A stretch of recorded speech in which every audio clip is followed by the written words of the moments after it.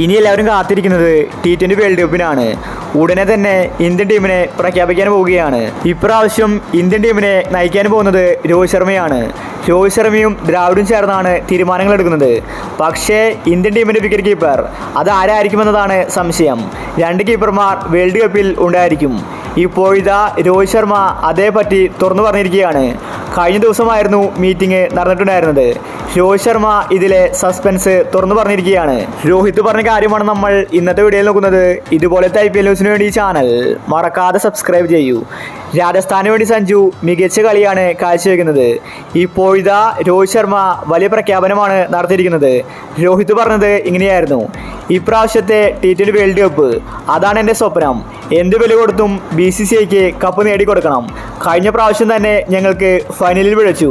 അതുകൊണ്ട് T20 world കപ്പാണ് ഞങ്ങളുടെ ലക്ഷ്യം. കീപ്പർമാരായിട്ട് 2 താരങ്ങളെയാണ് ഞങ്ങൾ സ്ക്വാഡിലേക്ക് എടുക്കുന്നത്. മെയിൻ കീപ്പറായിട്ട് ഋഷഭ് പന്ത് സ്ഥാനം ഉറപ്പിച്ചു കഴിഞ്ഞു. രണ്ടാമത്തെ കീപ്പറായിട്ട് സഞ്ജുവിനെയാണ് ഞങ്ങൾ പരിഗണിക്കുന്നത്.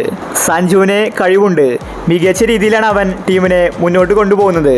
അതുമാത്രമല്ല, രാഹുലിനെ എടുക്കില്ലെന്നാണ് BCCI പറഞ്ഞത്. സീനിയർ താരങ്ങളെ ഒഴിവാക്കുകയാണ്. യുവതാരങ്ങൾക്കാണ് BCCI മുൻഗണന കൊടുക്കുന്നത്. അതുകൊണ്ട് സഞ്ജു ആയിരിക്കും വിക്കറ്റ് കീപ്പറായിട്ട് ടീമിൽ വരാൻ പോകുന്നത്.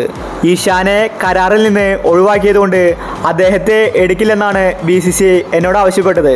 സഞ്ജു വരുന്നതിൽ സന്തോഷമേ ഉള്ളൂ. ഇപ്രാവശ്യം എന്ത് വില കൊടുത്തും T20 വേൾഡ് കപ്പ് ഞങ്ങൾ സ്വന്തമാക്കുമെന്ന് രോഹിത് ശർമ്മ വ്യക്തമാക്കി. ഇന്ത്യൻ ആരാധകർ ആവേശത്തോടു കൂടിയാണ് T20 വേൾഡ് കപ്പിന് വേണ്ടി കാത്തിരിക്കുന്നത്. സഞ്ജു വേൾഡ് കപ്പിലുണ്ടെങ്കിൽ അത് മലയാളികൾക്ക് ആവേശമാണ്. സഞ്ജുവിനെ കളിപ്പിച്ചില്ലെങ്കിലും സ്ക്വാഡിലെങ്കിലും സഞ്ജു ഉണ്ടായാൽ മതി. ഒരുപാട് തവണ സഞ്ജുവിനെ അവഗണിച്ചിട്ടുണ്ട്. ഇപ്രാവശ്യമെങ്കിലും സഞ്ജു ഉണ്ടാകുമെന്ന് കരുതാം. അപ്പോൾ ഇതുപോലത്തെ IPL ന്യൂസിന് വേണ്ടി ചാനൽ മറക്കാതെ സബ്സ്ക്രൈബ് ചെയ്യൂ.